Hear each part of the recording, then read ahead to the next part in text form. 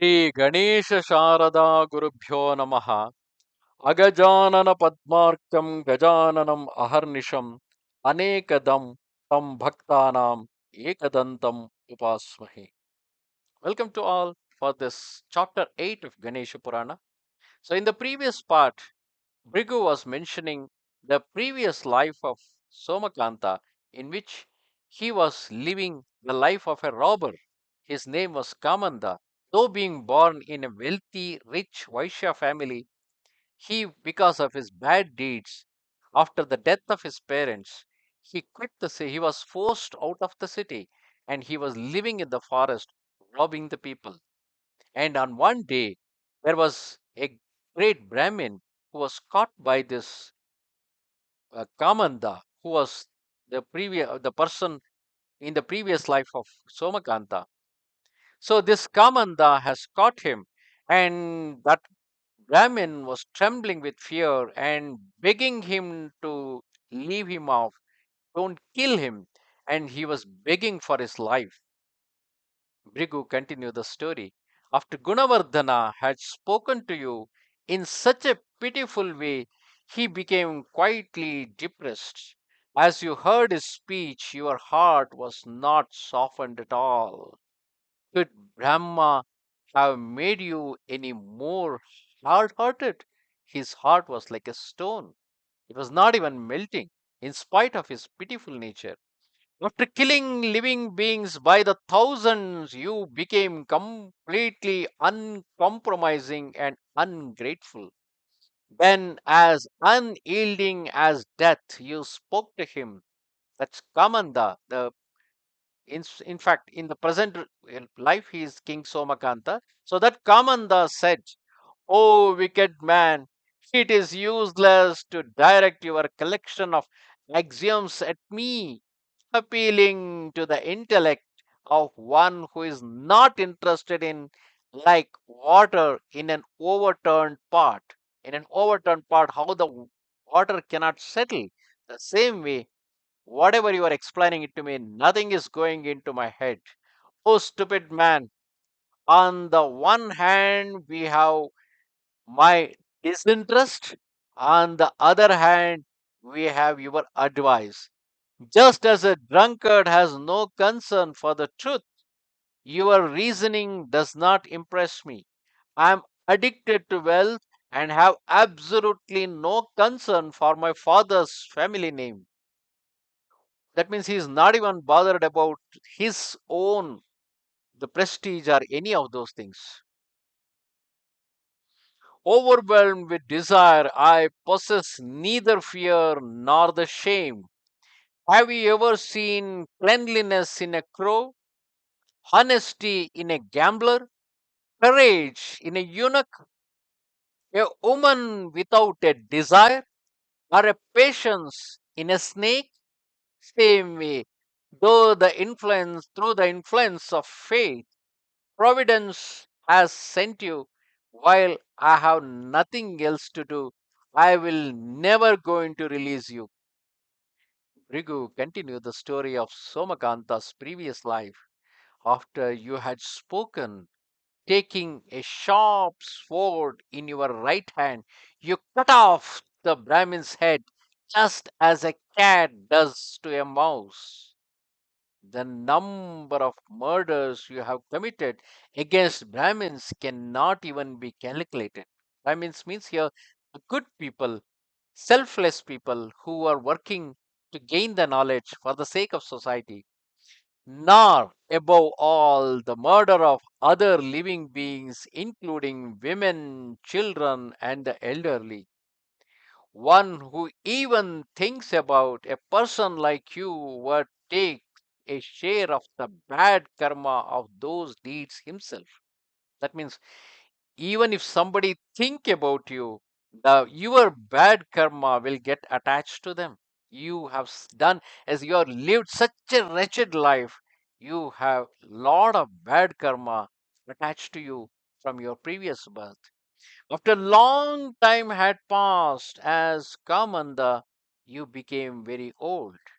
Whatever, whether it is Hitler or whether it is the worst person on the earth, whether it is any dictator who was hated by a large community of people, even one such person one day will become old.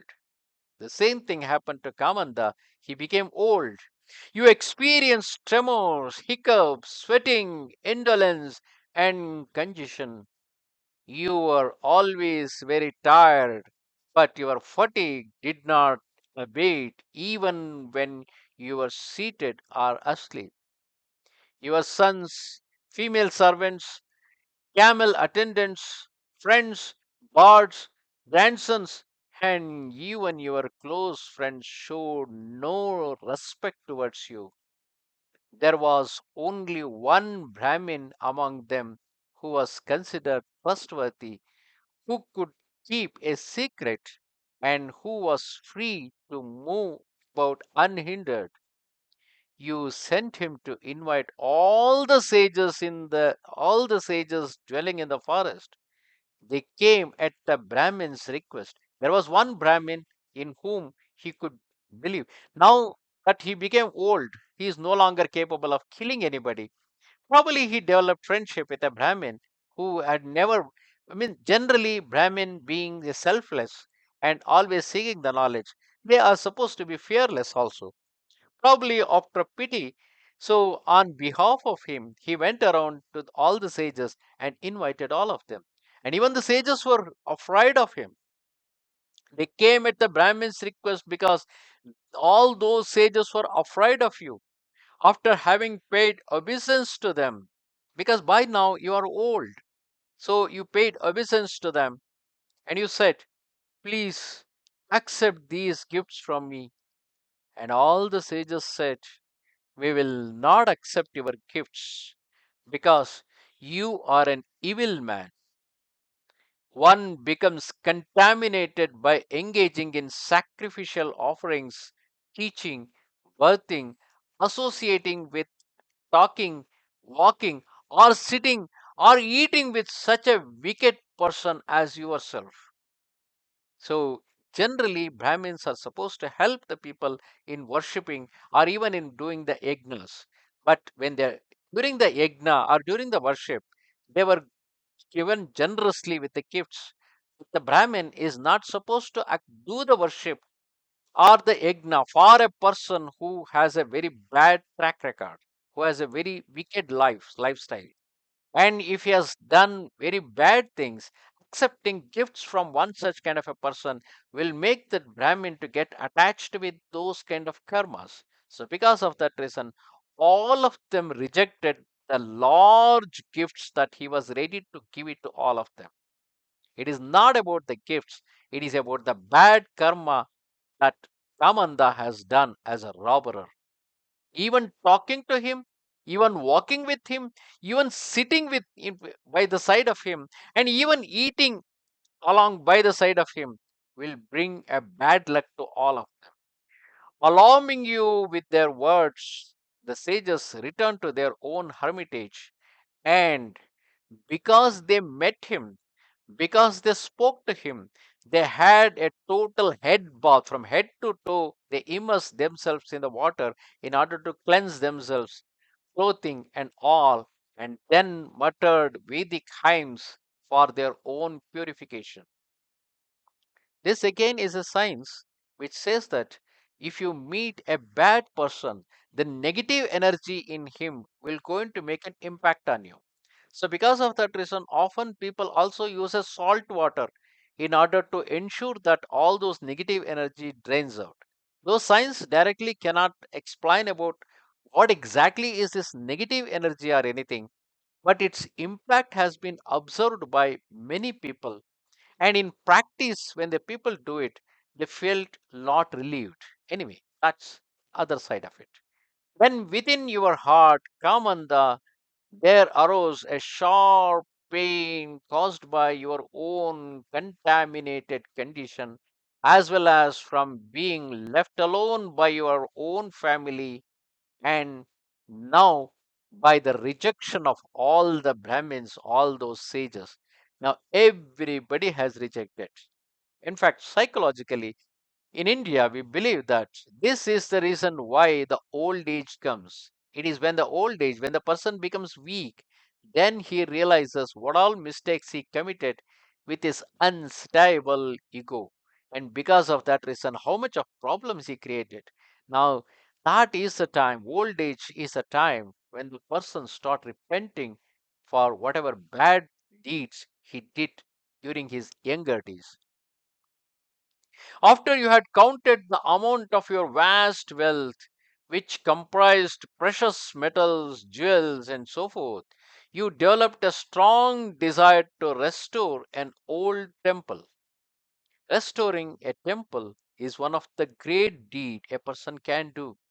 In this temple, in a small wooded area, the Brahmins, under your direction, placed a wonderful deity of Lord Ganesha, which was very beautiful. The temple was long, broad, and had four beautiful doorways in all four directions, four entrances, and were adorned with four pyramidal towers on top of those entrances. If you have seen any of the Indian temples, you would see a pyramid on top of the entrance, and there will be entrances in all the four directions. It was inlaid with numerous columns, filled with many altars, and contained a beautiful courtyard inlaid with jewels, corals, strings of pearls, and other gems. He decorated the entire temple with jewels, corals, pearls. What he can do now? He has become old. Now he has large amount of wealth remaining with him, and he just simply cannot use it in any way, and nobody was even ready to take it as a gift for them because of his bad deeds. No one wants to get attached with those bad deeds, so everybody has rejected it. So with that, he rebuilt a temple and he decorated the entire temple with all these things. It was laden with many flowering trees, decorated with fruit trees, and glorious ponds of sweet water were located in all four directions. Because you had renovated this temple, your wealth began to diminish. All the wealth was spent on renovating of the temple, some of it having been taken by your wives, sons, friends, and kinsmen. Whatever was remaining, others had taken. The others means his wife, son, friends, and other kinsmen. They have taken the remaining wealth. After a very short time, you died. And Yama's messengers, it is believed that after the death, the messengers of Yama, who is the one who will going to deliver the judgment. So he will take away the soul of the person who died, and that person, the person's soul, will going to suffer in the hell and the heaven. Yama's messenger bound and whipped you severely. Your whole body was pierced with thorns, crushed on a stone. This is the details of the hell, and sunk in a ferocious hell of slime, blood, and pus. In such a state, these messengers led you into the presence of Yama and Chitragupta. Chitragupta is one who keeps track of all the good and the bad deeds you have done in your life. And based upon the documents maintained by Chitragupta, Yama will going to deliver the justice. Yama asked, in your next birth, will you utilize your good deeds or bad karmas first? Because he has done both. He was the worst robber. He spent a very pitiful life, but yet he renovated a temple and he decorated the temple with all the gold jewels and the precious stones. So Yama asked him whether you want to enjoy your good deeds by going to heaven or in your next birth, or whether you are going to face the result of your bad karma that you have done in the past. Then you said, Yama, Yama, born from sun, because Yama was considered as the son of sun god. So I will utilize my previous good works first. Thereupon, because you choose to enjoy the good things that you had done in the past, that's about renovating the temple. Thereupon, you are appointed king in the country of Saurashtra. That is how exactly you reborn as a king of Saurashtra, that Devata city where you born as Somakantha, relying upon the power I derived from the austerities, and because I feel compassion towards one who seeks my help, I have told you of your previous birth which caused this disease. Because that all the good deeds have been cleared, the account was cleared. Now the bad deeds, he is supposed to suffer because of the bad deeds he had done in his previous life, and because of that reason, he started suffering from the leprosy. You are suffering because of those bad deeds. Because you constructed that lovely temple for Lord Ganesha, you have become a king, Somakanta, and you have a most charming consort who in loveliness is as beautiful as Indra's wife. It is because of the same good deed. Now you have also got good wife, great ministers, all those great things, whatever we have seen in the second chapter of Ganesha Purana. It was in first chapter and the second chapter of Ganesha Purana. It was all because of the one small deed that he had done, that he constructed a temple, that beautiful temple for Ganesha. Now, what is the concept of building a temple? Because when you build a temple for the people, it becomes a center for their faith, center for them to remember the presence of God, the existence of God, and it becomes a center where they can have a peaceful life, they can have some peace of mind. So because of that reason, it gives solace to so many souls, it gives solace to so many people. That is why constructing a temple is considered as the most pious act one can do. Suta continues the story. That most wretched king, having heard that having heard what Brighu said, was beset with doubts about his story of Kamanda. Is that really true? I was such a great person who lived like a king, doing all the good things in his life. I am more intelligent than even the master of the gods, demigods. And he was most beautiful, he was more beautiful than even the Kamadeva. One such kind of a person. How can I be such living such a wretched life and become still as a stone? Because he doubted the words of ascetic Brighu when some master sitting in front of you who has the knowledge of past and the present and the future. If you doubt in his words, you again will going to suffer for that immediately. Because here Somakanta doubted the words of ascetic Brighu, who understands the meaning of Shastras, who is omniscient. In less than a moment, birds of many shapes and colors came forth viciously out of the sage's body and they started attacking the king. Flying here and there, they the king's chest with their hard pointed beaks, cutting off bits of flesh as they ate them near the sage. After this episode, King took refuge of the sage, his body in terrible agony. In pitiful words, he spoke to Brighu, the repository of austerity and knowledge. You cannot doubt the words of a great person who has immense knowledge of all the Shastras and other things. So, because of that reason, immediately the birds started appearing and they started pecking and they started eating the flesh of the king.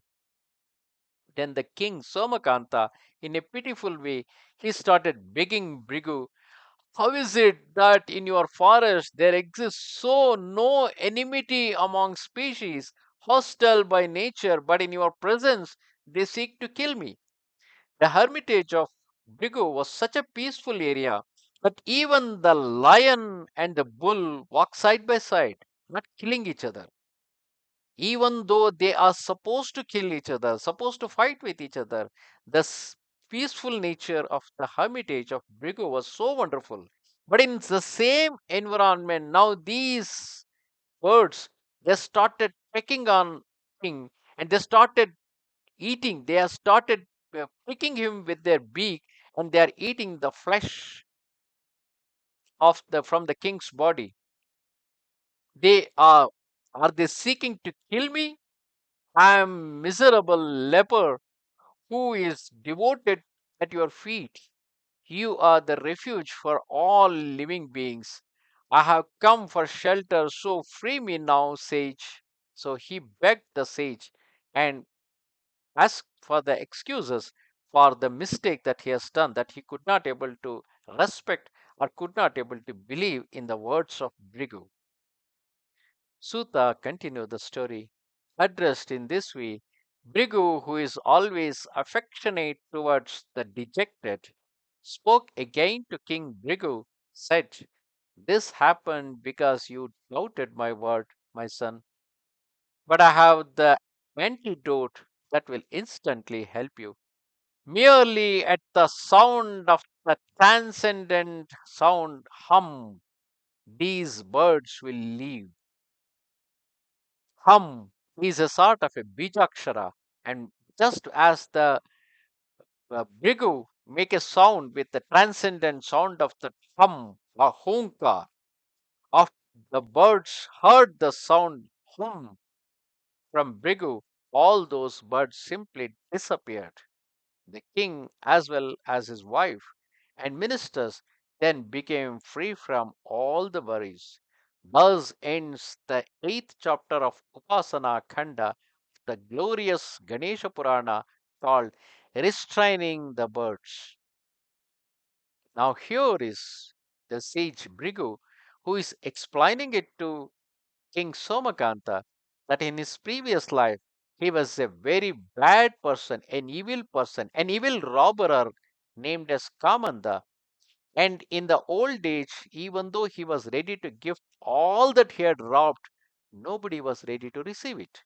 And finally, he spent all his wealth constructing a old temple, renovated it, and he got installed with a beautiful idol of Ganesha. And that was the one and the only good deed he has done in his previous life. And because of that reason, he became King Somakantha in the present life. And as that account of good deed has cleared, he started now suffering because of his bad deeds. And because of that reason, he is stuck with the leprosy. Namaste Sharada Devi Kashmir Puravasini Twamaham Prarthaye Nityam Vidya Danancha Dehimi. Goodbye.